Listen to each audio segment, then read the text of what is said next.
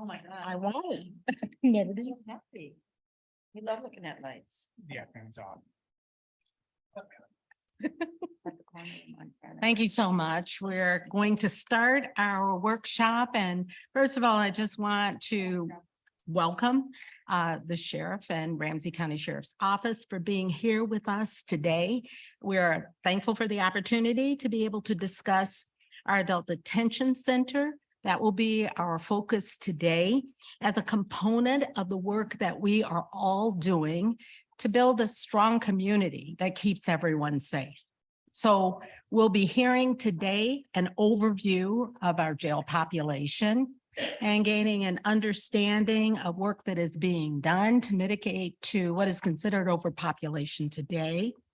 Understanding also efforts that are in process to help us ensure that we are using this scarce and expensive resource, which is our ADC, for appropriate purposes. And then working to make certain that we together, not only, of course, Ramsey County Sheriff's Office, but all of us are focused to connect the work that is in process and to ensure the solutions we are building will help us to build the future for which we are planning. So that's the reason for our workshop today. Again, I want to welcome you to share with us, Sheriff Fletcher, what you have as information. And we are very, very glad to be able to discuss with you today. Turning it over now. Thank you so much for having this. Under Sheriff Bill Finney, who supervises the jail, would be here today. Yesterday, he said to report yesterday, he returned from a cruise that he took his lovely wife on.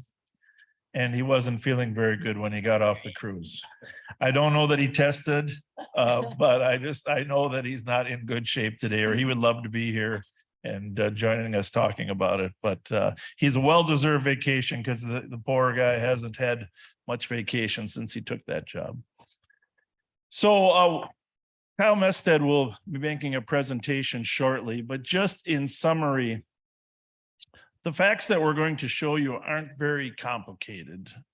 So he's going to have graphs there, and it really is, our jail population itself is pretty easy to understand. For 10 years, we had populations that were under 400, averaged under 400. And then when COVID came, we dropped into the 200 range for 2 years.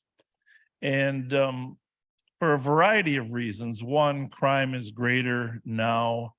Our average length of stay is longer because the offenses are longer. COVID protocols have backed up. The mental health issues have stacked up inside our facility. You know, we're averaging now about 450, which is really not manageable in the long run, especially if we get spikes that go close to 500. So there are many things. Kyle will talk about the things that have been done and tried and some other solutions that we've worked on. Obviously, the mental health issues that we discussed briefly at the budget workshop and the Rule 20 issues are important. We don't have all the answers. We have some recommendations as to how this can be improved, but we do need your help and outside help in order to address this. We continue to work on getting people out of jail that don't need to be in jail. We're working in the bail reform area as well. But the simple fact that violent crime has escalated does require us to safely house the people that are arrested by other agencies. And a majority of them, of course, are arrested by the St. Paul Police Department, which now just graduated a new class of 26. And so our numbers will bump up again. So having said that, one of the solutions that we'll propose today is not building a new jail. I know you'd be happy to hear that. But there are some other concrete steps that we think are alternatives. But as Kyle goes through the PowerPoint, the backdrop to this always has to be one primary issue and then a secondary one. But the primary one is the welfare of the people that we're responsible for holding in custody. And it's not just simple welfare in terms of nothing physically happening to them. It's the mental health, the physical health.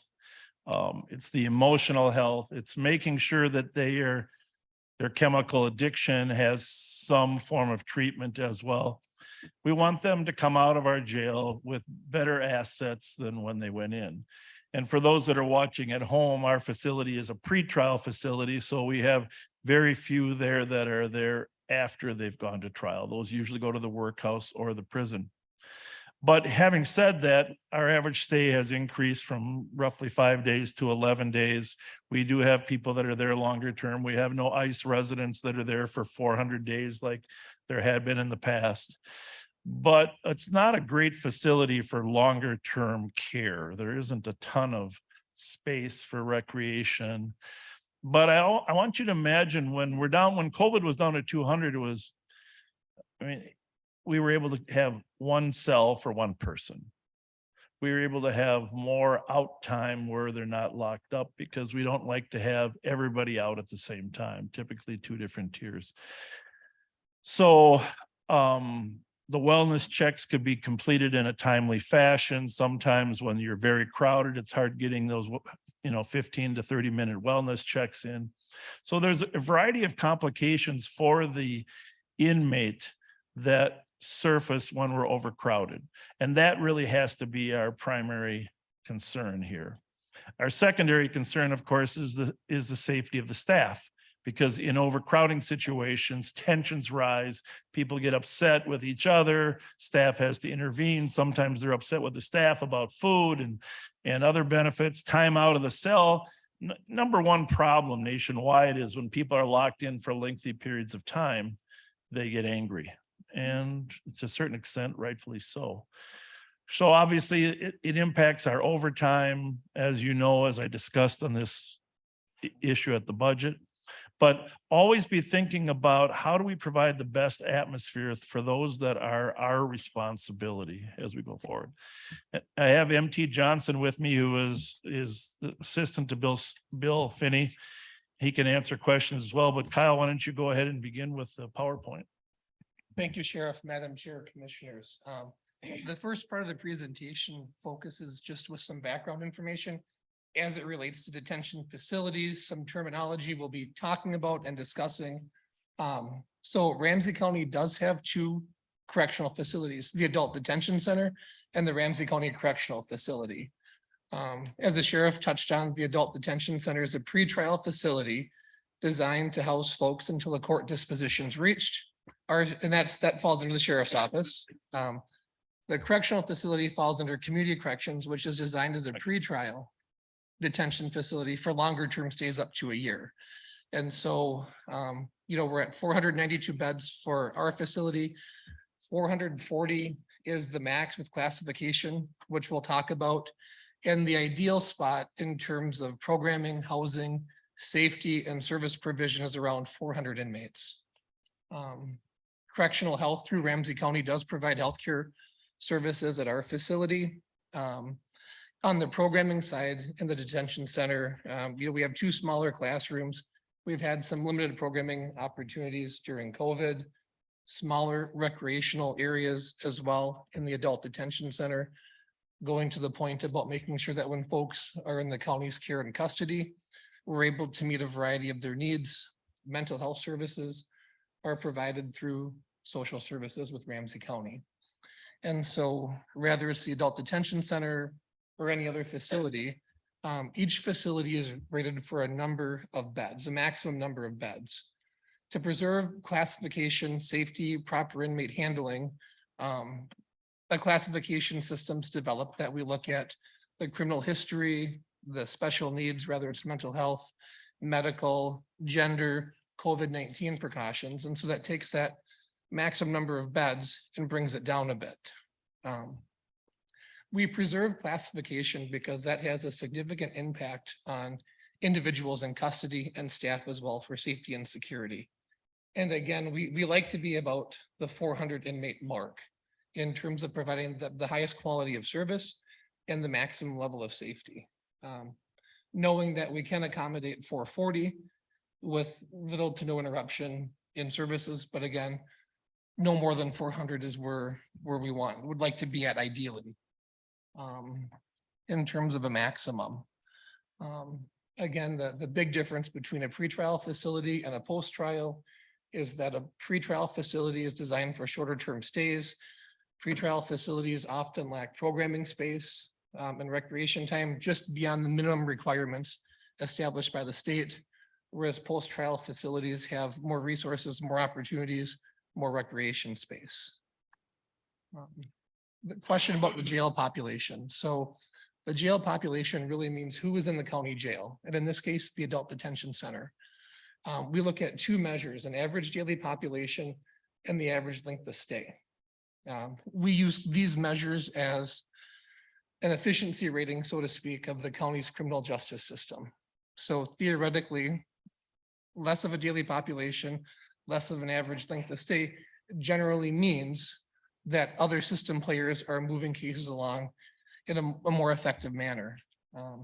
When it comes to the Ramsey County Jail, under state law, we have charge and custody of it. We don't control who comes to the county jail or who leaves the county jail. Between the arresting agency and the court process, we have the statutory mandate to safely and securely house inmates. And that's what we do. So to that end, we know law enforcement, prosecutors, defense attorneys, pretrial services, social services, public health, community corrections, providers all play a role and can have an impact on the jail population. That's why we're here today. And obviously a county-wide approach is needed to address the overcrowding and really look in at those folks in custody experiencing some degree of mental health concerns or issues.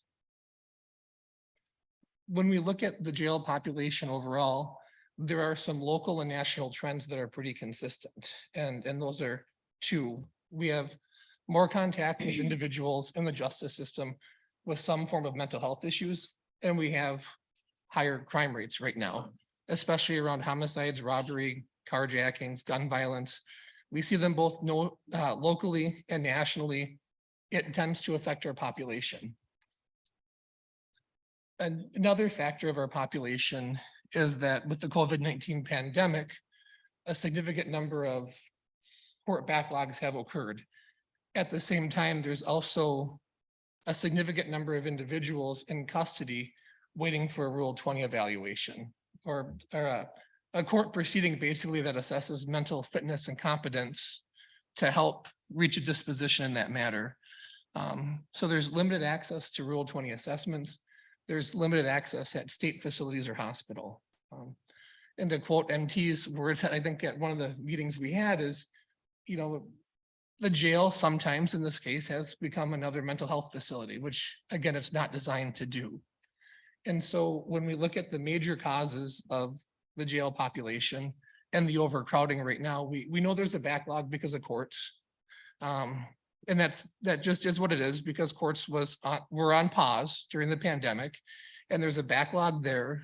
We're also housing a number of individuals in custody for more serious crime matters, and that usually results in a longer court trial than court process. We still continue to book individuals on an ongoing basis for violent crime.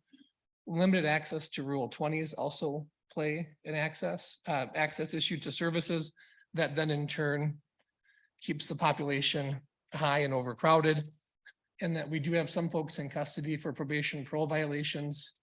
And there's been some movement in that space to help move them along as well. And so at the highest level possible, that's the major drivers of why the population is where it's at. And so this really became an issue earlier this year. For obvious reasons, requested a county board workshop. And we obviously, to the sheriff's point, we want to provide a safe, secure, humane detention environment for everyone in the county's care and custody. And to do that, we need some help. And so our staff have been working diligently to provide that safe environment while also responding to record high population numbers. On October 1st, we reached full capacity. And so when the jail population's high, it creates safety and security concerns for individuals who are in custody in terms of housing, access to services, also our staff that work in the detention center. And At times, we've had folks sleeping on the floor in beds and made some accommodations there until they can get into court and be released through a court appearance or through a transfer to another facility. Again, our staff work relentlessly to provide a safe and secure environment for those in custody and also service providers, mental health staff, medical providers, visitors, anyone who needs to access folks in custody, defense attorneys, and so on. And so the jail population, when it is this high, results in costs associated with overtime, food service, clothing, bedding, laundry, janitorial service, and some out of county housing costs as well. The high population also limits access to programming and safety improvements. So we obviously want to provide a variety of programming and intervention services that is hindered by the high population. Through the county's capital improvement process, we've been fortunate to receive funding to help with suicide prevention barriers and other safety enhancements. The high population has delayed the work that was to take place this year into next year until the population gets much more manageable. And so the jail has a variety of mezzanines, 2 stories. We're putting suicide prevention barriers on the 2nd floor to stop individuals from jumping over. That work's been delayed as a result of the population. Every year we submit a report to the Department of Corrections that talks about our jail per diem rate. And so the 2021 per diem rate for the Ramsey County ADC was $314.91. And so that is the cost per day per inmate to house someone at our jail. And to Commissioner Carter's point, it is very expensive. We've also been able to secure jail space at other counties on a very limited basis because there's it impacts transportation, logistics. So to date, we've housed about 19 inmates in other counties on a short-term basis to help get that population down. The downside of housing folks in other counties is that it's jail, the criminal justice system being involved in this process is disruptive to everyone's lives. And so then to be in this jail, move to this facility can create issues around transportation, court appearances, access to mental health and medical services, access to calling friends and family with phone calling, professional visits with whether it's social workers or attorneys or probation officers, providers. We've used Washington County and Wright County. And again, it creates a little bit of a distance, a little bit of a drive. Not everyone has access to, transit to get there, but that distance is always a problem. So if we can house them within the county, it just makes it a little bit easier. At the same time, and we won't. Excuse me, Yeah. I want to just stop briefly. You've gone through and described the circumstances and your population analysis with respect to the jail population seems entirely appropriate as you are describing the circumstances in the jail. There's this crime analysis that does not seem as accurate because of the term all-time high. And I just want to set the record straight. And I think that you would agree that we have certainly seen in our lifetimes crime that has been far, far greater than what it is today. And so as we put this in context, we know that we've experienced pandemic increases and that we hopefully are headed in a right direction in that regard. But I just want to make sure that we mitigate for what may be a false impression that's otherwise left from the workshop. We're dealing with a circumstance and a concern that we all share, but we want to be sure to describe it accurately. So I just wanted to make certain that was said, and I do see a couple of other questions coming up, but I'll give you time to respond. Yeah, he's got some great graphs coming up of the jail population. I was actually hoping the graphs would be sooner, but they are interesting. You can see them in your packet. I think it's a definitional issue. The terms all-time high are probably a little too broad, but it is true, that our homicide rate in the city of St. Paul and Ramsey County and our violence rate, carjacking rate in the last 3 years is as high as we've ever seen it, at least in my service of 45 years. So whether that's reflective of, nationwide years gone past, I guess we could argue that the 90s, were equally as bad. But I guess the point is crime is impacting our population. How we define that level of crime really, I guess, is subjective. Well, I appreciate your redefinition of Yeah. that. Yeah. And it is just very important that we not leave the wrong context or understanding there. Yeah. We haven't experienced increases in that 3-year period. Yeah. And we want to be sure that we're accurate. Yeah, and Should we're we not use making terms any like all judgments on the causes. I mean, clearly, there are studies that indicate that the effects of the pandemic were in part responsible for crime. But we're not necessarily the social scientists on that issue. Thank We you. just get the end result of what comes to us. And so we'll stay focused on Yeah. that. Appreciate it. Yep. I have a question from Commissioner Modis Castile. Thank you. There's a lot of information and you're going super fast, Kyle. So I just want to slow down to make sure I'm getting some things. You've mentioned Rule 20 assessment several times. I know that this is a huge problem. I'm just curious is, who's doing those Rule 20 assessments? Are those done with Ramsey County social workers? Are you consulting with other firms that are doing them? And are we able still to do remote assessments on Rule 20? Some counties are doing remote assessments and some are not. I'm just wondering where we are. We are open, we've been open, we're open for anybody to come in to do the Rule 20s for inmate visits, attorneys, whatnot. We just found out that the people that do the assessments for the Rule 20s is a specialized individual, and sometimes they work out of state. So we have to make sure that those the evaluations are done online or via Zoom, or we have a platform called video as well. So yes, they're available to do it electronically if needed. Thank you. The follow-up maybe is, can we get more faster? If I guess it depends on the number of evaluators. We have several rooms that are available that we can put inmates in with computers, laptops, whatever it is, to be able to do the evaluations. It's the number of evaluators, I think, that's holding us up. I guess my question is, is it the courts that are assigning the evaluators for the Rule 20, or can we contract to help expedite? Sorry. I want to call on Deputy County Manager Williams. Sure.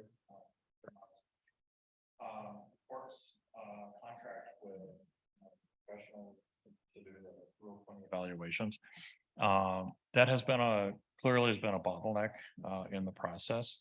Courts recently have entered into new contracts with different vendors. And with the expectation that the turnaround times will start to increase, or will decrease, will improve, let's put it that way. The rates of reimbursement have been increased to help with that. And so we are also looking at there's a new requirement. I don't know if it's a change in law or regulation or what, but by mid 2023 next year, the turnaround time for Rule 20s has to be 4 weeks.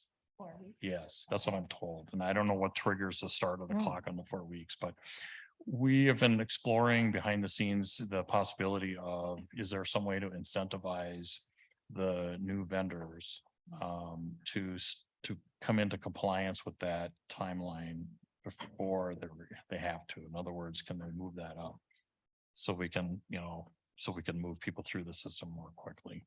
Got it. Thank you.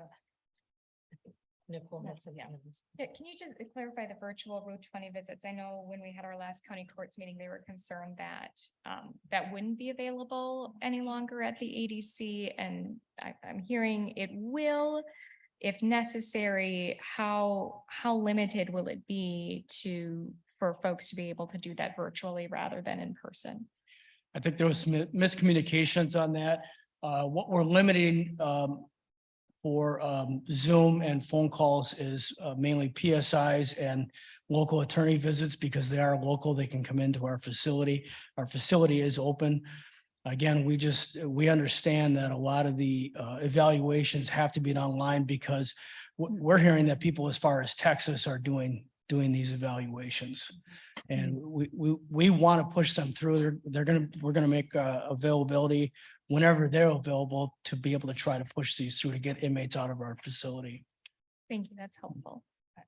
That is very helpful. Thank you. Commissioner Anderson, still, is this a follow-up? I know that Commissioner Reinhardt. Sorry. has a Oh, question. sorry. No, I have another. Okay, go ahead. Well, I guess I'd like to follow up on that.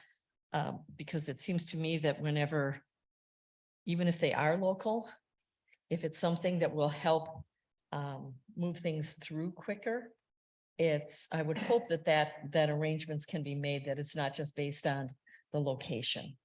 And with new vendors, maybe there's, some way that you can do it where it's, easier to get one person that then does several of them at a time. Or sequentially, that it would make it easier. So I would hope that the limit, that it's not a strict limit, because I don't see why it would be. I mean, there are times now that even we, can choose to go to a meeting virtually or in person, and depending on where we're at or how many meetings we've got, and if we have drive time in between, even though it may be not difficult to get there physically, but we can't get everything done. And so we would choose, in some cases anyhow, choose the virtual option, just to make it more convenient for everyone. So I would hope that we could work through that, because it seems like it is something that would help with the backlog. Kyle, And put then up that slide 20. was Let me. So during this interval, I just want to make certain that that's not. Yeah, no, I want to answer that, but with the slide up here.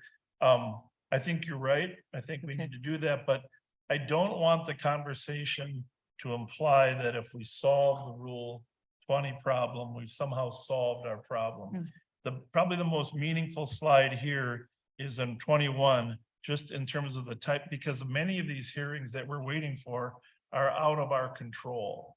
Because you'll see that, well, the top line, 31 are waiting sentencing. They've been convicted. We mandatory to have them. The parole violation hearings, 50 of those not in our control again. Probation violation, again, not in our control. The Rule 20, there's only 41 really waiting on Rule 20. So we can try to expedite and have some control of those.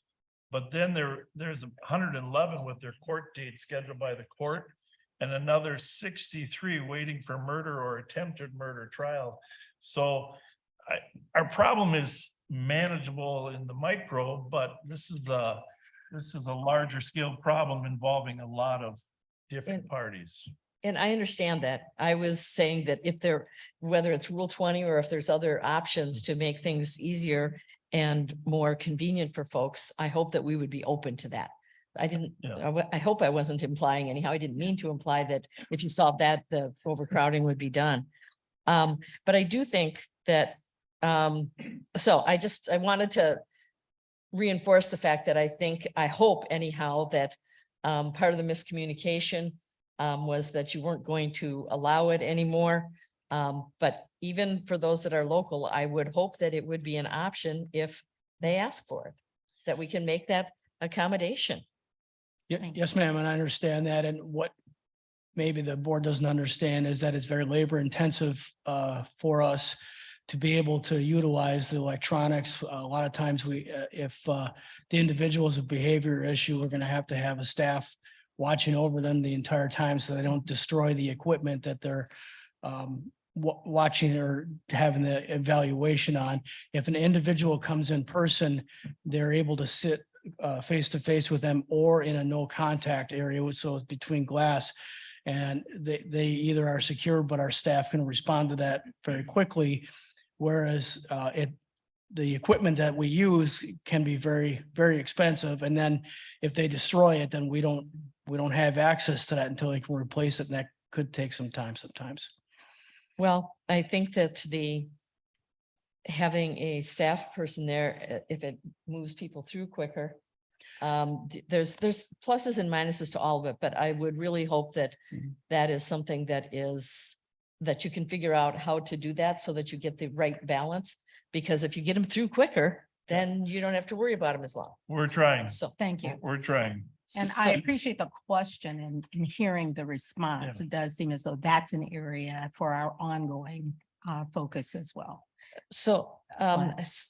and you had another question, Yeah, right? like- Okay, so one of the things, and I think it was really important what Commissioner Carter had said about the all-time high, and we want community to know that that you are on the job and doing a good job.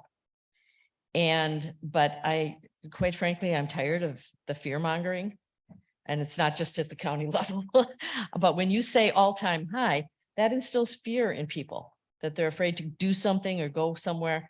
And you need to be aware of your surroundings. You need to be able to deal with the increase in crime and what's happening. But I think you get better outcomes for everyone if they feel like they can, that it's not an absolute crisis. And when you say all time, people go into crisis mode. And so that to me is, it is semantics, and you can choose to do whatever you want with it, but it does evoke a different reaction from people when they feel like they are in imminent danger. You know, I welcome that Mhm. critique, and I think I responded to it already in terms of that. But just for the sake of discussion, what do you think the appropriate definition of where we're at is? I think that you can talk about the fact that there is increased crime. We know what's happened, but it's not the all-time high makes it sound like it is like, oh my God, are we going to make it through the day? So I think you can define it for what it is. And by way of understanding Yeah. and helping our community to understand those specific areas where we do have increases, that helps people to be more aware of their own actions as well, Yes. to help protect themselves, but to not walk around in, the misunderstanding that everything is falling apart.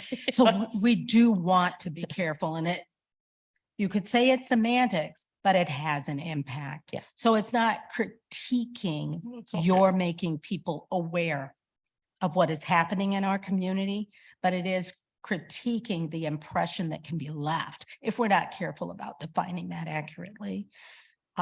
Thank you. Okay. I want to make And sure so that we my don't stay there. question actually, that I raised my hand for initially, was I thought you said at the beginning that we were housing some inmates from other jurisdictions. Did I misunderstand that? So we're not. So we are, but we are sending some of our inmates out Correct. to other places. Okay.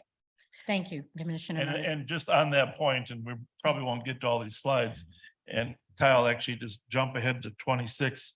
But on that point,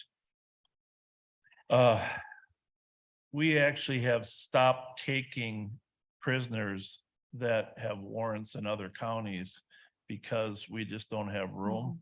And it hasn't gone over that well with some of our partner agencies because they end up having to drive them to Dakota or Washington or Anoka County themselves. Historically, we would take them. They might come up with 8 or 10 arrests from other counties a night. So we are actually trying to avoid taking them. But I do want you to see the graph. This average daily population is an interesting graph because, I was here for 16 years before. It was always 3 to 5 days that, and just flip to the next graph there, Kyle. Part of the reason the population is here longer is the average for a Rule 20 person is 72 Yeah. days. Yeah. So that's, and of course, the probation violations. My eyes can't actually read that number. Is that 29? 29 and Right. 14. So part of what are driving our lengthy population is those. And the unfortunate part of this is that, as Mike said, we're not a mental health facility. Right. And to have our, outside of the murderers and homicide people, they have our mentally incompetent there the longest, tells us that as a society, we need to find better solutions to this problem.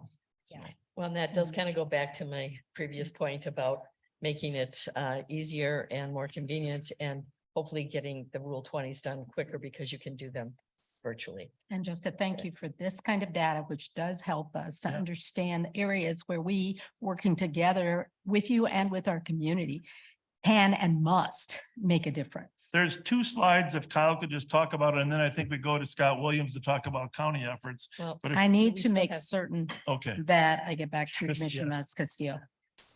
Sorry, thank you. The question is, and Sheriff, I appreciate that, we're not trying to solve for one thing to change your outcomes, but we got to do it one bite at a time. That's why we're Sure, asking these questions. sure. So that, whether it's Rule 20 or remote hearings, one of your earlier slides said that extended cost is transporting to courts. So, but I think I heard that that you ruled that we're not doing remote hearings anymore. So could you just explain what the thought behind that is? Because if we're trying to expedite people getting out of jail or have Rule 20 evaluations, why we're not using hybrid. And I heard a little bit, you say some of it is behavioral, but if it's, 2 guys sitting in a room monitoring that versus shipping them out in a car all day, it seems to me that it would be more effective. But could you just help us yeah, there might be there? a little confusion. I'll have MT jump in, but the Rule 20s would be in our building, not required to go over to court. We are looking at trying to reduce the backlog and the staffing issues by having our court appearances held actually physically in court. We really think it's time for the courts to go back to the old model versus the inline model, for a variety of reasons. But when it comes to Rule 20, we're not shipping around a lot of people. MT, do you want to talk about just the Rule 20 piece, and then Kyle, you can jump in? Well, why don't you start, because you and Tina have been working with the judges on this issue. So courts have gradually made their way back to resuming a degree of normal operations. And so like arraignment court is still in person. But when it comes time for virtual court appearances versus in person, if a person in custody is sick, if they're a behavioral issue, that great candidate for a remote visit.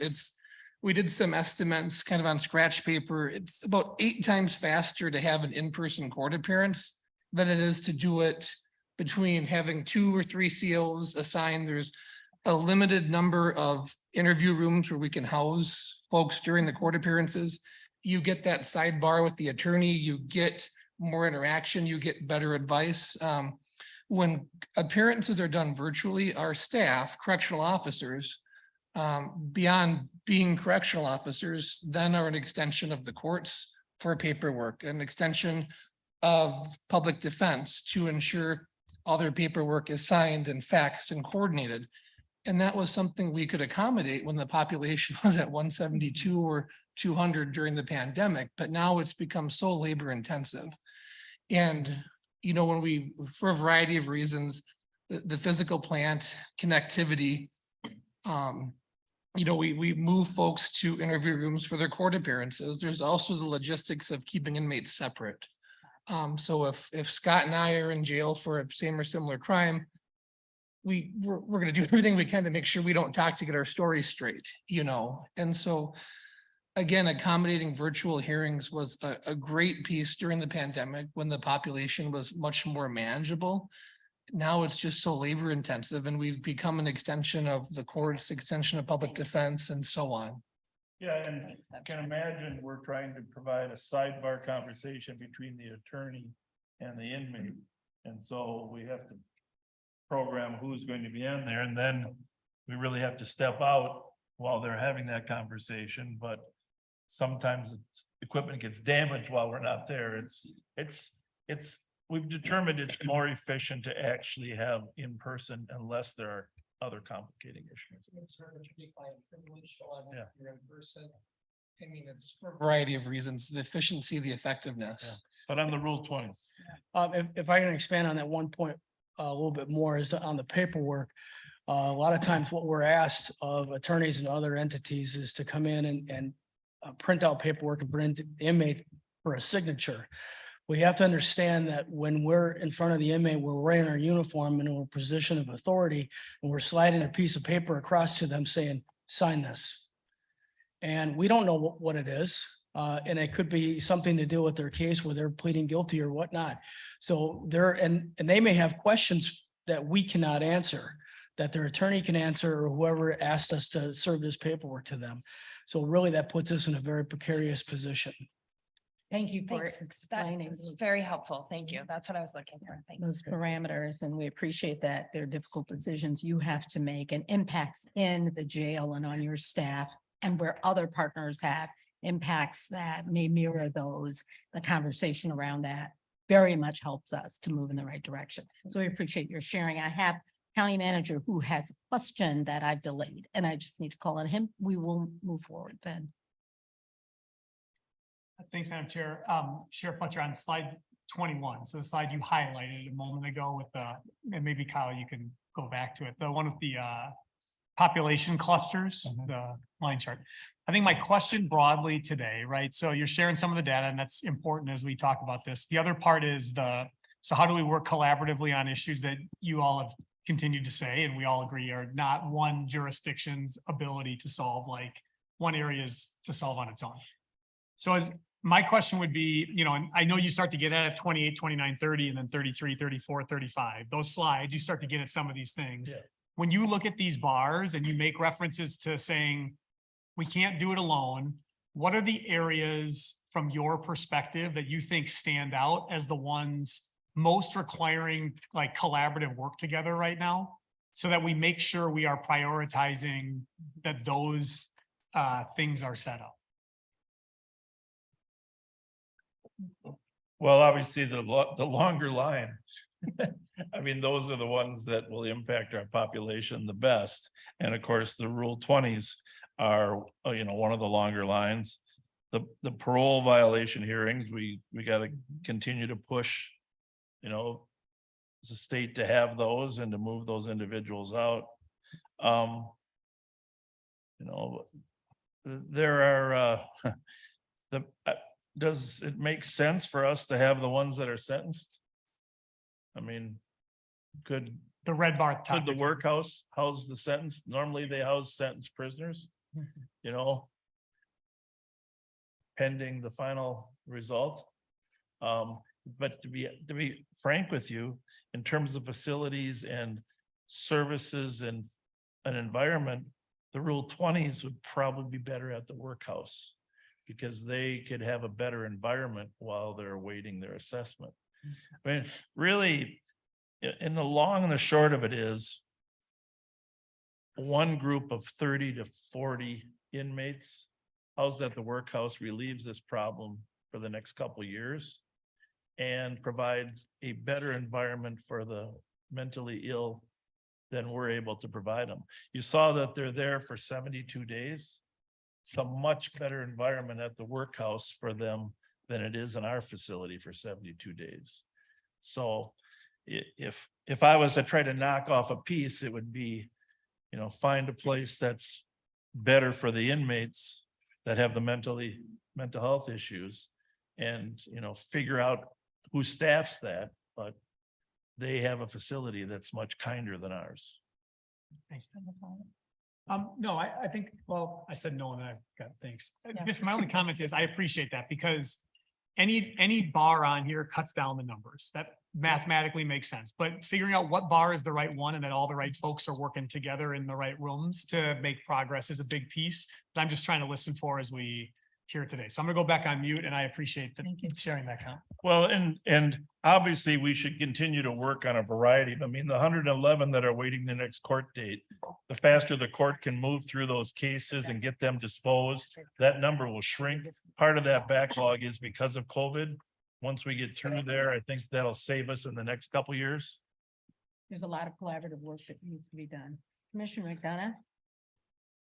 Thanks, Madam Chair. I was gonna kind of go where Ryan was. This is the slide I had on my tablet here for about the last 20 minutes, and you caught up to me, but I think there's a couple other key slides there. You talked a little bit about, you got some policy changes you made on the misdemeanor piece, because that was a piece that, was a concern to me, that should be a population we should be able to help clear fairly quickly, and looks like you're making some suggestions. back to the rule 20 and it's not your longest bar, but if you combine this with your length of stay, that bar probably does become your longest bar with the 72 days. Exactly. I know last year there was some legislation and some attempts to actually start creating secured IRT centers. Yeah. I believe we were looking to get 2 here in the community, which would be usually they're around 20 to 30 individuals there, which actually provides probably even a better service. I think, going through here, but whether we want to, each area, we need to start figuring out what is the piece we need to work on, whether it's going to the state for changes or different investments. I'm not fully sorted out on the secure IRTs, if that's the best way to go. Or, through the Criminal Justice Coordinating Committee, you had a list, that's basically it, and we've worked with the chief judge and trying to speed up this. We've given the county attorney $1 million of ARPA funds to help fund, so that we're trying to, break loose these bottlenecks. And, as Commissioner Castile said, you take little bites of these and each one has a piece here, trying to figure out which one do we focus in on that we have the strongest partnership and we can actually control the quickest. I think it's really going to be helpful, but we've got to figure a way out because, you got a really telling slide here where, your bookings are almost 50% down from 2019, but your population is almost double from the lowest of the COVID point. And that's pretty telling. And that means we got to do better, both by those individuals that are somewhere where they probably don't need to be and could be serviced better, either with support from family or community in a different way. So, I know you got some recommendations at the end, but, I think we got to make sure we're working through the Criminal Justice Coordinating Committee or table, because you and us aren't going to solve this today, because we need the chief judge and the bench there. We need the public defender there. We need the county attorney there, all focused in on this, social services there on the mental health piece or some of those other types of supports. But to me, it's like the Mr. Meat, there's some easy ones that there was an easy way in 2019 when we started COVID to go from 376 to 172 almost in about 2 months, 3 months. And, it's taken longer to get back up to 424, but if we could do it once, I think we could do it again, and we don't need a worldwide pandemic to actually push us to get that number down. Thank you. These are the observations that are helpful for us to be able to make together and with you. And thank you for pausing for the questions that we've had. We're going to go ahead and continue with the presentation. I know you all have skipped around a bit to accommodate, and so I'll ask you where it Let's best. start at 28. I just want Kyle to talk about some of the things that we have done. I think that's important just to get on the record that part of the reason that we survived the last couple of years is the changes we made. And we can go back to this. You have we can discuss any of the other graphs. There are some other important ones in there as well. Yeah. And for community's sake, just to acknowledge that these slides are on our website. All of And them. so anyone wanting to go back and look more intensely through them can. Go ahead. So, talk about some changes we've made in response to the jail population and 2 policy changes. So targeted misdemeanors are currently accepted only.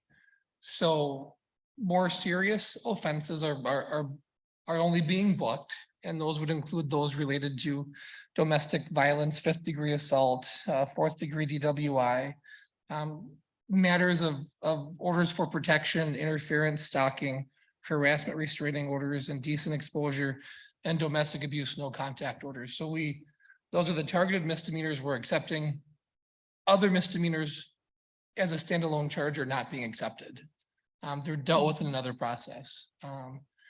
As the sheriff touched on, we've changed policy so that no out-of-county warrants from the 7 county metros are being accepted, absent Ramsey County charges. So if in the course of a traffic stop or a police contact, an individual has a warrant from Hennepin County, that is a Hennepin County matter, they do not get booked into our jail for that matter right now to help control the population. We've done a lot of work with data analysis. It's contained here with the bail reform working group. We've provided additional data. The TA providers are looking at that as well. And so we're getting a very good handle the best we have so far, I think, with respect to data analytics about who's in custody, how long they're staying. Madam Chair, can I real quick? Go ahead, Commissioner. Just McClung. on this, I got one question for clarification. Because my understanding is, you presented that you have no control over who comes in and really have not much control over how people leave and you got what you want. But you're, changing your policy on who gets accepted.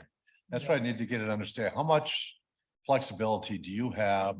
And you've pointed out, new class comes in, they're out there, they want to make sure they're doing a good job. All of a sudden you see a lot more folks showing up because they're really doing this until they get some confidence experience. How much flexibility do you really have when folks are brought in to say, you know what, we don't need to put them in jail and do, I think Kyle used the term some other, I don't remember what you used, but there seems to be some flexibility there. Well, there is some, that's why certain misdemeanors that can be cited and scheduled for a court date, we no longer take. We used to take them. But obviously all felonies we're required to take, required domestics, DWIs, et cetera. There's a variety of cases that require some period of holding. And then, of course, there are assault cases that we've determined that some of the misdemeanor assaults could be tagged out, but I don't think that's a good public policy to not accept the misdemeanor assaults. And they're usually out of there in 3 days or less. So. And if I Go could ahead. just do a suggestion on your bottom Yeah. bullet point there where you're providing weekly updates. I think you should provide those weekly updates to all the partners, the bench, the county attorney, everybody who has some influence, right? And do it in your graph form where those clusters are. So everybody actually sees where their responsibility lies in this and where the backup is that week, and do it every week. So everybody understands that this is an urgent issue and that we all have a piece of this. Good idea. Thank you. Let's see, I think I'm caught up. Oh, Commissioner Actually, Reiner. okay, I'm still not sure when you say you don't accept them. Or even that it's an arrest for another county.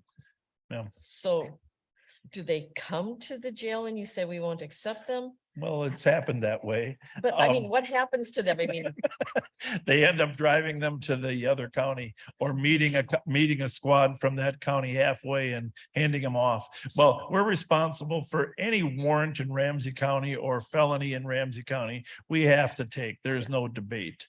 If the offense occurred in a different county, or the warrant is from a different county, technically they're going to end up there anyhow. So if we take them, we house them for 2 or 3 days, maybe longer. Plus we end up transporting them, or they have to come and get them. It's a lot more efficient if the officer arresting them just takes Okay. them to a so neighboring if county. the city of St. Paul police officer arrested somebody and there was a warrant in Hennepin County, that office, the St. Paul officer would be responsible for getting that person there?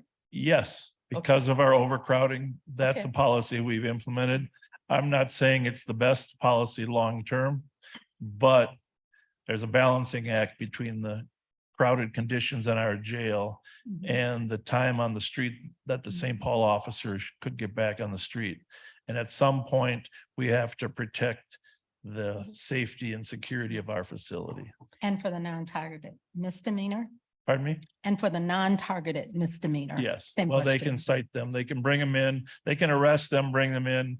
We would even, if they wanted us to take a photograph of them and process them, we would do that, but we are not going to house them.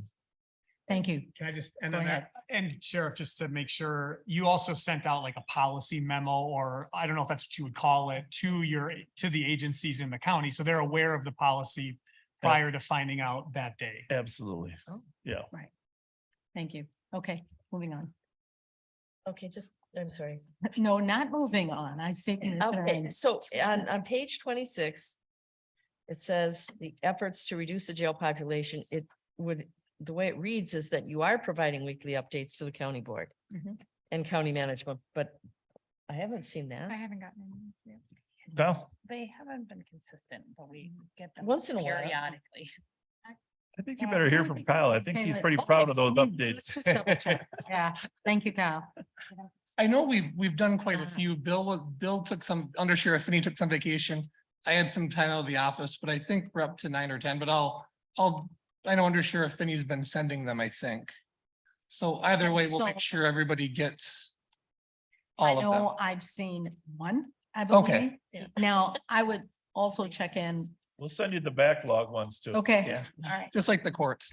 Okay, and I'm hearing from county manager that, Madam Chair, we have gotten some. It hasn't been every week, but we've gotten a number of them and. Okay, Scott's been getting them too. We'll make sure to forward them. I actually might have assumed that you were all on there and I apologize if on my end I missed that. Okay, That's fine. thank you. We have gotten some of them. it's good to clarify.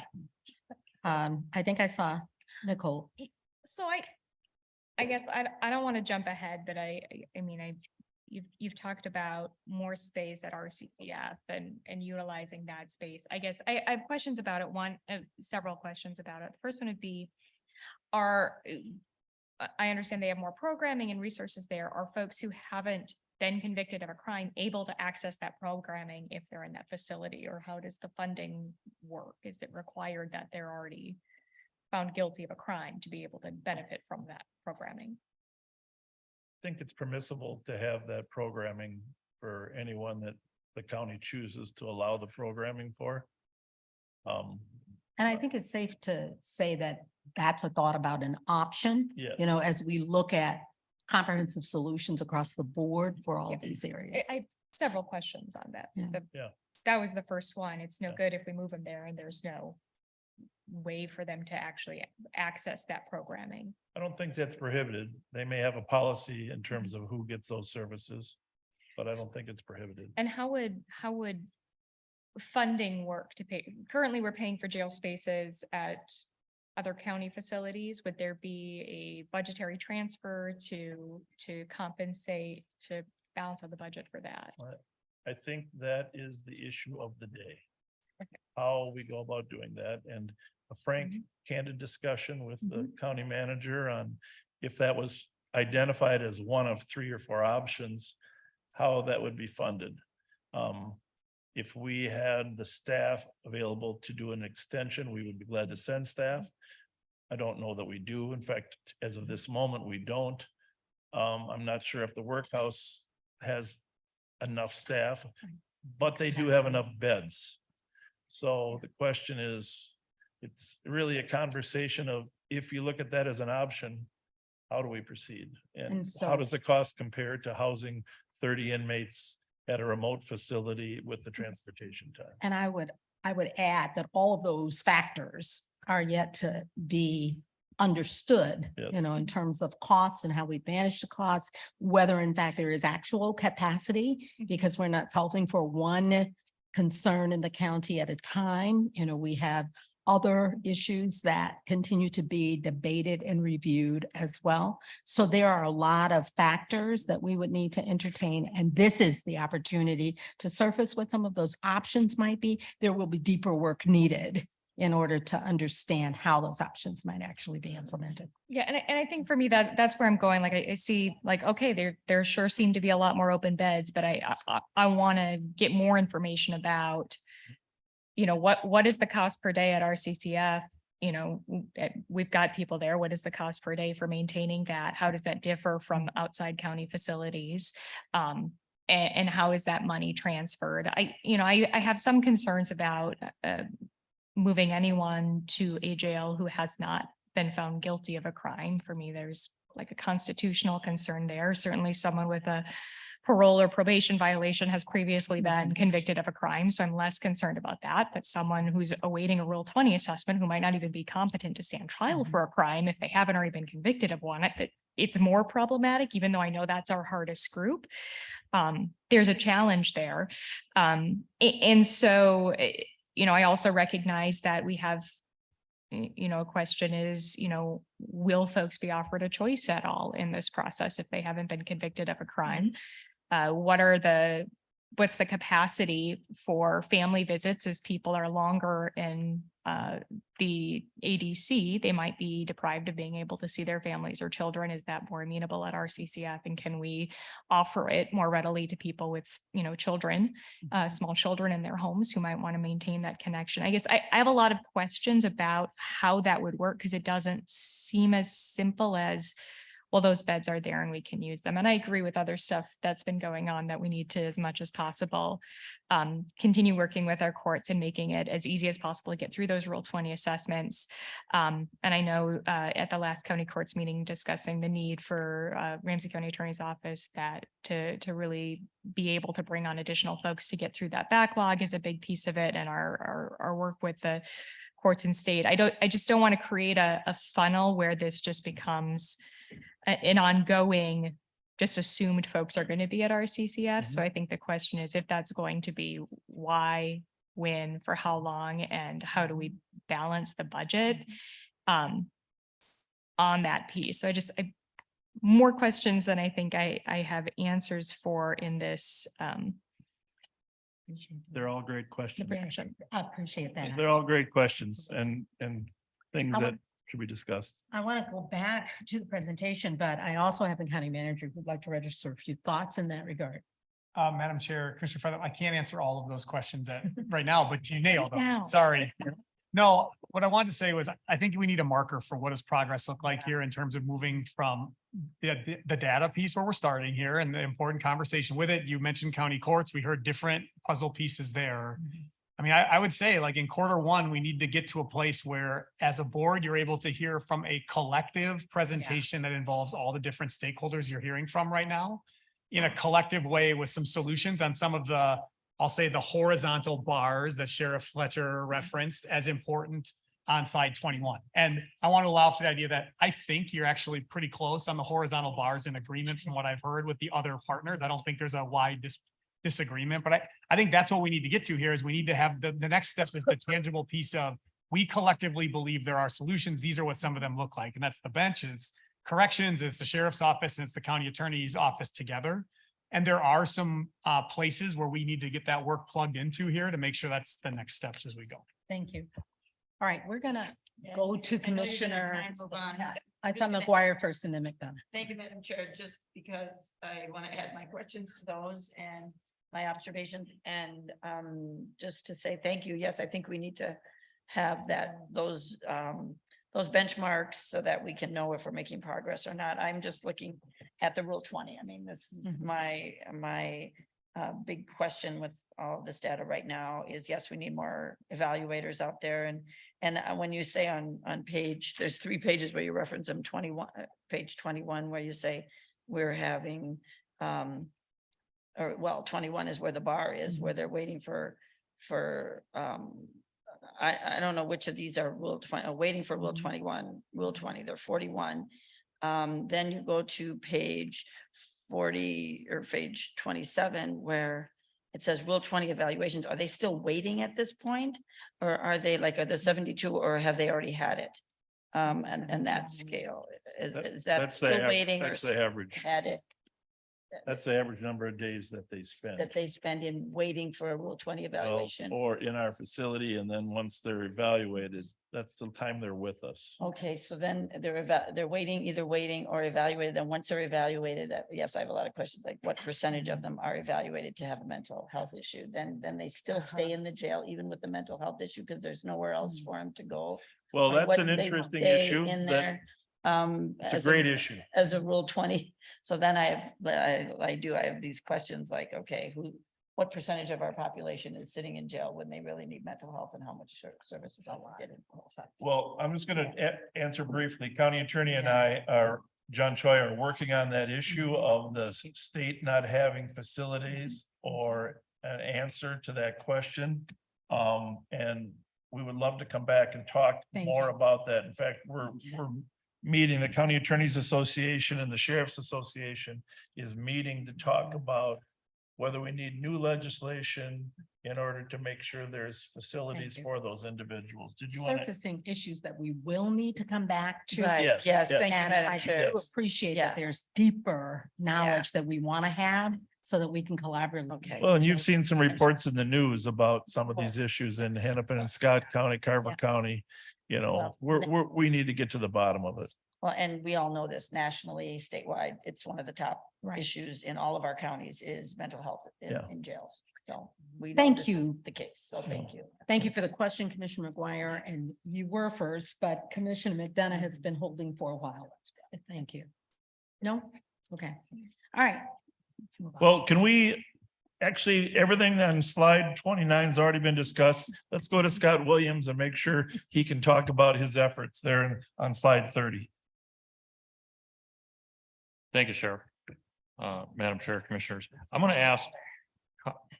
ask Kyle to go back to slide 21, because I also really like this slide, and I think this slide provides a great framework. We're making progress, we're moving forward. I'm just asking, we put this slide up because I think this slide is really helpful when it comes to problem solving, and I've structured my notes around this slide. So that first bar, people waiting for sentencing. We've approached the Department of Corrections to ask for what's called interim commitment for those who are sitting in jail. Their case has been adjudicated, they've been convicted, and in cases where there's a presumptive sentence of prison and the local jail is full. And I've had conversation with Commissioner Schnell about what does full mean, because full doesn't mean the number of licensed beds we have, because we're really full far before that because of the classification issues that Kyle mentioned earlier. He's totally in agreement. He gets that. So he's willing to be flexible on that. They're willing to accept interim commitments in cases where those are appropriate and where the courts have ordered that. The courts just ask that the requests come from either one of the attorneys, the public defender or the county attorney's office. And the public defender is supportive of this in certain cases, in most cases. And County Attorney Choi is also supportive of this. So this is already starting to happen. Pre-sentence investigations, that is sometimes the delay where, these individuals need what's called a PSI, can take 8 weeks. We have asked county corrections, if they could prioritize the in-custody PSIs. They've agreed to do that. That completely upends their workflow and management, but they've agreed to do it because they understand the impact that this will have. And my understanding is that has started. So that will bring the amount of time that we're waiting for pre-sentence investigation, so 8 weeks down to 4 weeks. So that's dealing with that top bar there. That second bar, waiting for transport to the state, really, we're talking about the Anoka Regional Treatment Center. And that's been a perennial issue. And recent conversations with social services, part of this, what complicates this is there are people sitting in Anoka occupying beds there that can be discharged, but there's no local facility for them to be discharged to. There's been progress on that. Social services has some grant funding to help local community providers improve their capacity to handle the kind of clients that they would be getting, just being discharged from Anoka, and they've been meeting with local providers to find out what additional capacity or capability would you need to be able to handle these more complex clients. They've had those discussions. There are local vendors and institutions that are interested. So social services was preparing to release an RFP that will provide increased capacity for those local vendors. And they're confident that we'll have proposals coming in from local vendors that will be able to handle folks that are being discharged from Anoka. So that's going to take some while. It takes some time. Those contracts probably won't be in place till mid-year, but that's good news. They also provides that opens up the possibility that some people could be provisionally discharged and bypass Anoka entirely if they're at a point where maybe being in jail, they've been on their meds, they've stabilized, they're at a point where they don't really require the Anoka level of case management or treatment. DHS may allow provisional discharge directly to that local provider and just bypass Anoka Regional Treatment Center entirely in cases where that's appropriate. For those waiting for parole violation hearing, that's the green bar, 50 people, whenever this great snapshot was taken.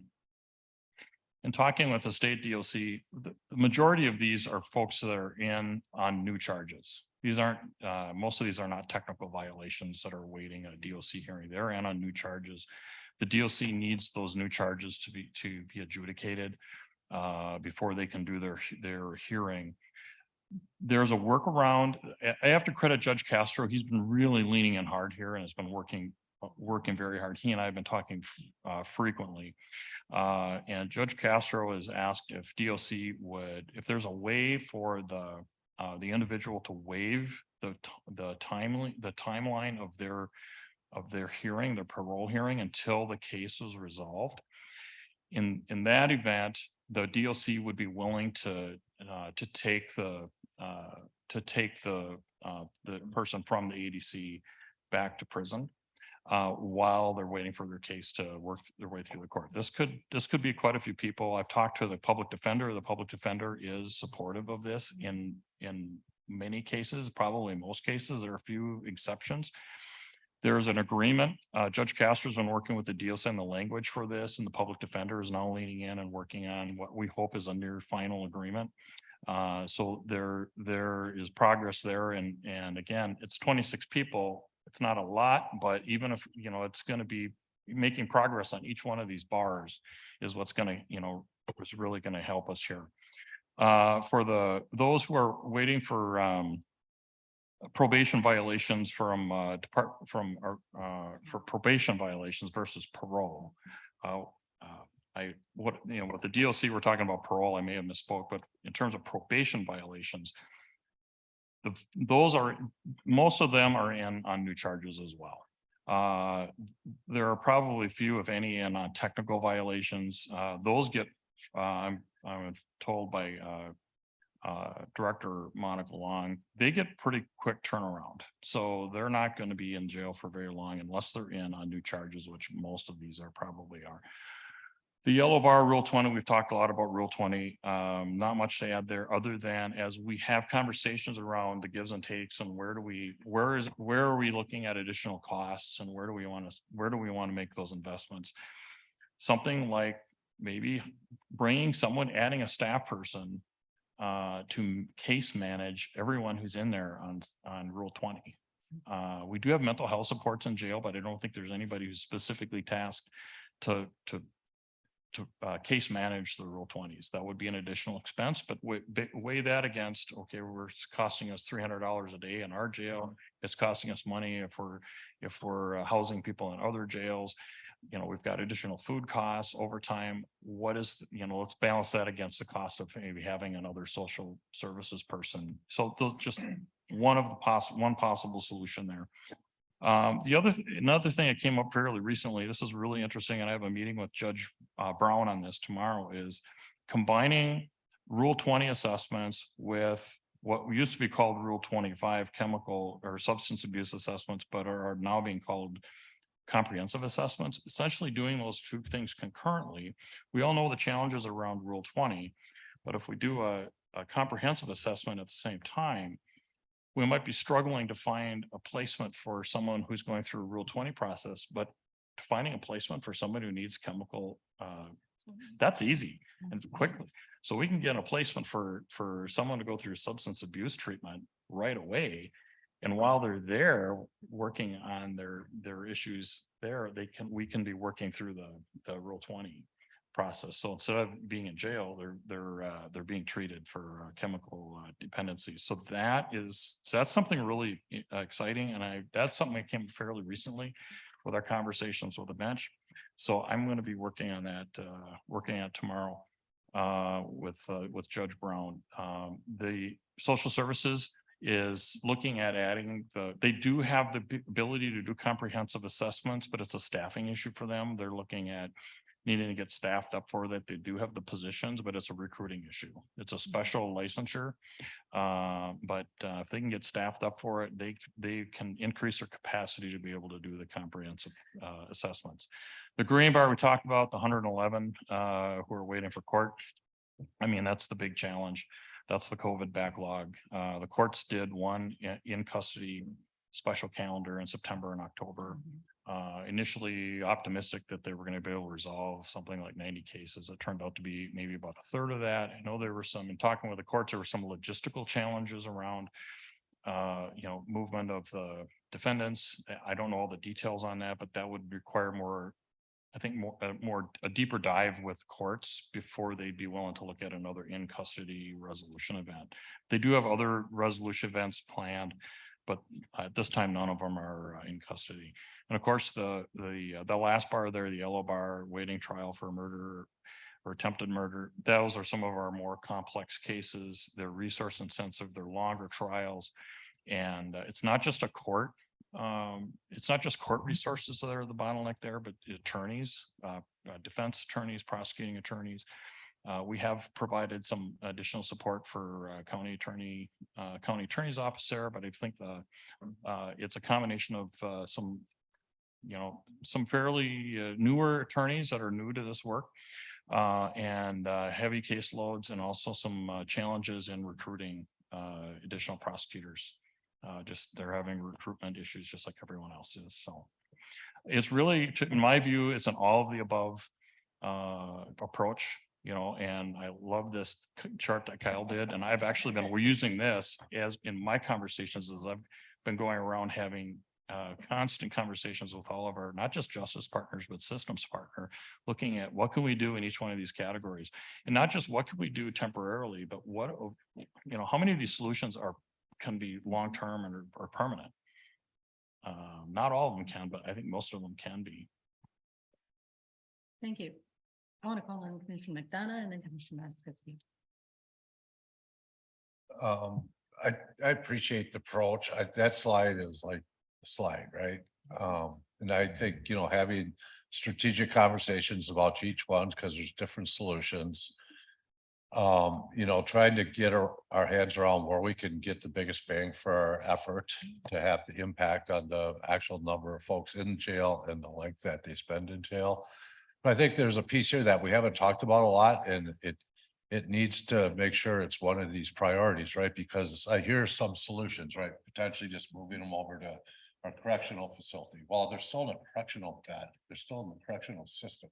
We've got a lot of folks that shouldn't be in the correctional system. We just don't have the right bed for them, especially when it comes to mental health or substance abuse, or they're in deeper than what they should be, because again, there's not the right place for them. And it seems to me, I would suggest anyways, that part of these priorities, not only where do we get the biggest bang, what solutions do we control, and how do we get partners here, but let's get folks out of the correctional system that we don't necessarily need in the correctional system, and that's our mental health folks.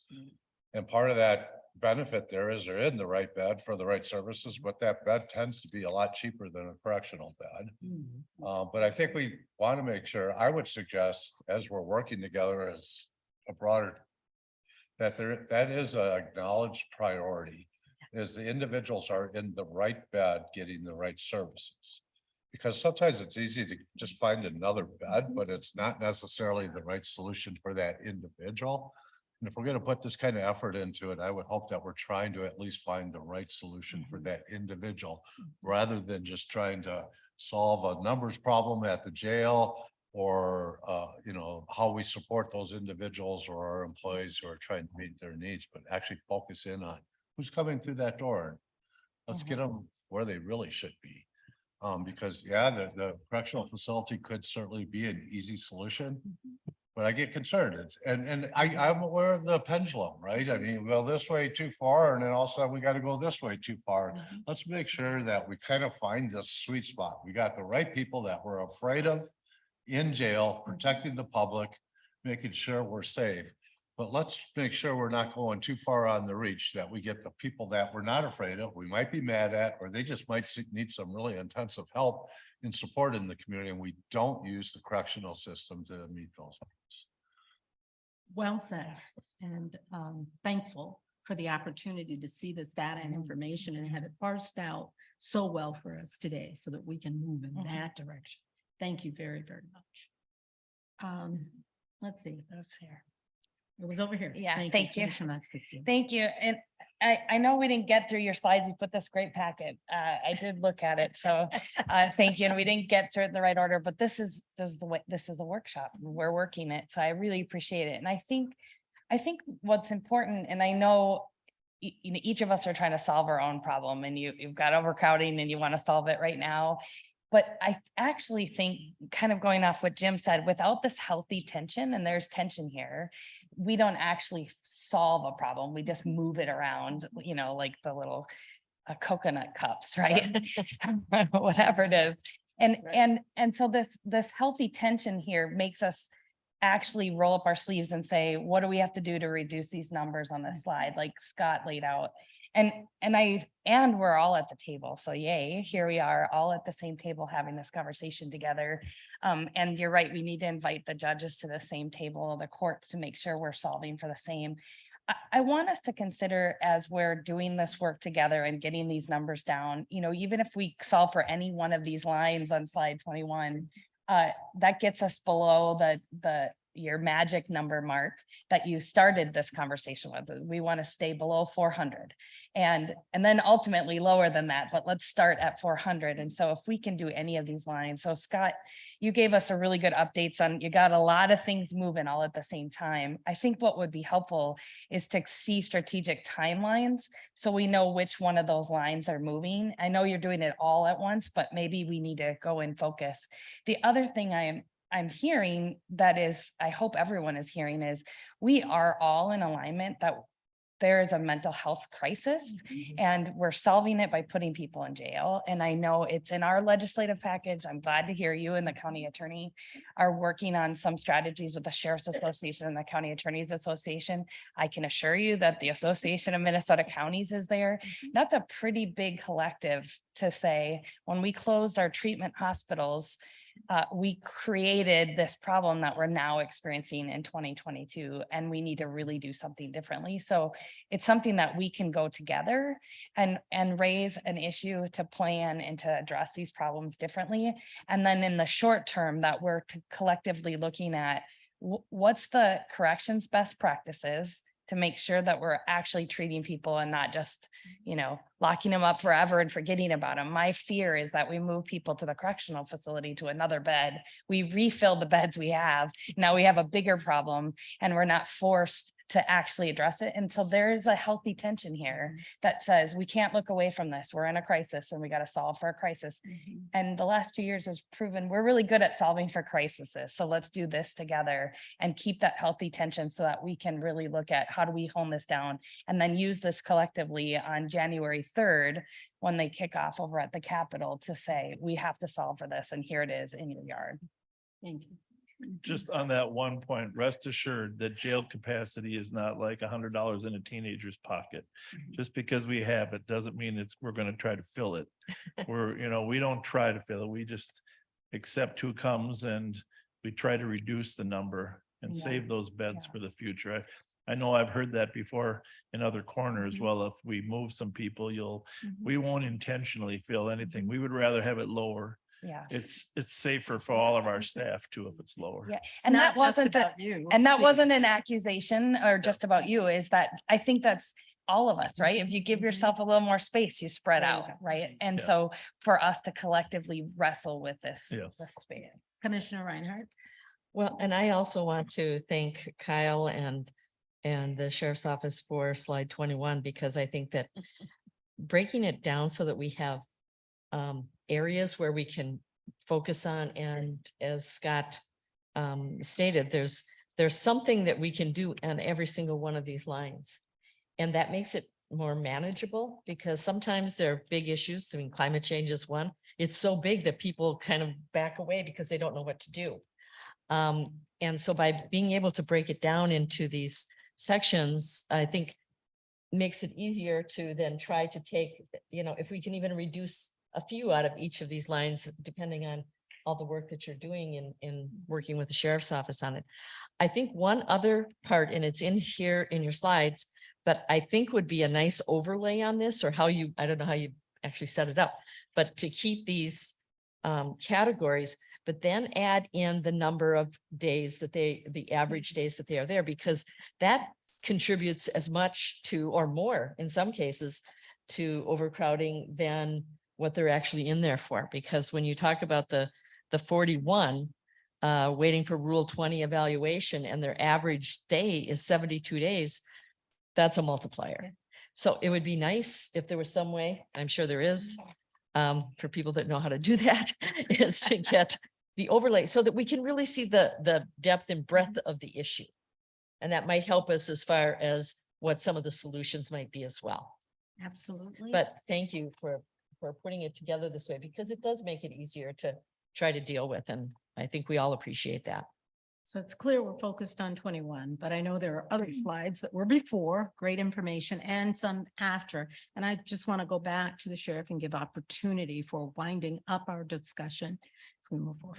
Well, it's been a great discussion. Thank you for your involvement and understanding the issues already. I would be remiss if I didn't mention our concern about hiring employees. I mean, this is a tough job, just like law enforcement. In my mind, tougher than law enforcement. I don't think I could actually do it. It's been 25 years in a custodial facility. And the number of applicants for this job has shrunk dramatically, just like it has in law enforcement. The county board, to your credit, recognized that with the law enforcement side of the deputy sheriffs and their contract. And thank you very much. That's had a huge impact in helping us keep our head above water in terms of hiring employees. I don't have any options to throw on the table, but I do want you to know that other counties are now offering incentives for correctional officers. And so we're having a harder time getting them to work for our county, whether it's a hiring incentive, a retention incentive, or pay scales. So please keep that in mind as we move forward.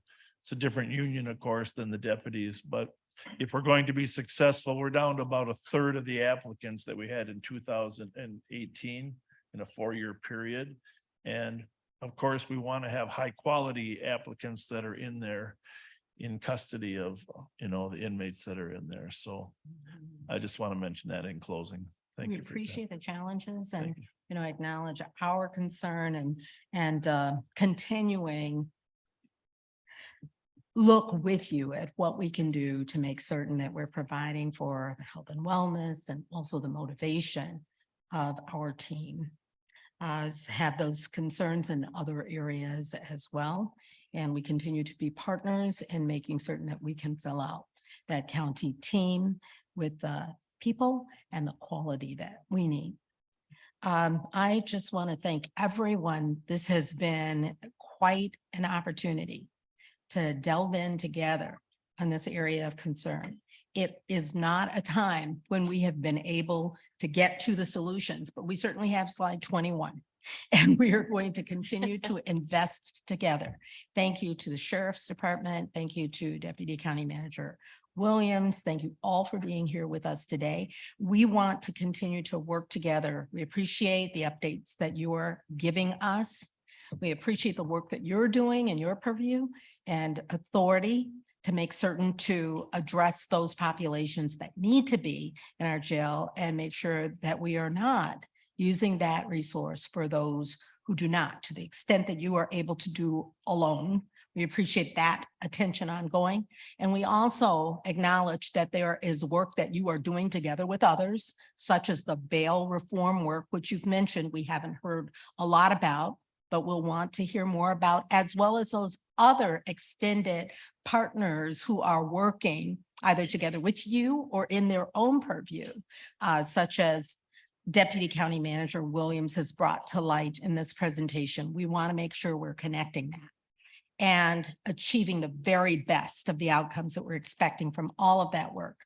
Our county manager, this board, our entire team will focus with you to support your efforts to help you make those connections and to stay abreast together of where we are heading as we move forward. We want to make certain that the solutions that we put together are to address our current concern and to pave the way toward the future that we want to see in Ramsey County, so that we are creating that connected and strong community that works well for everyone and providing safety for all of our members of our community.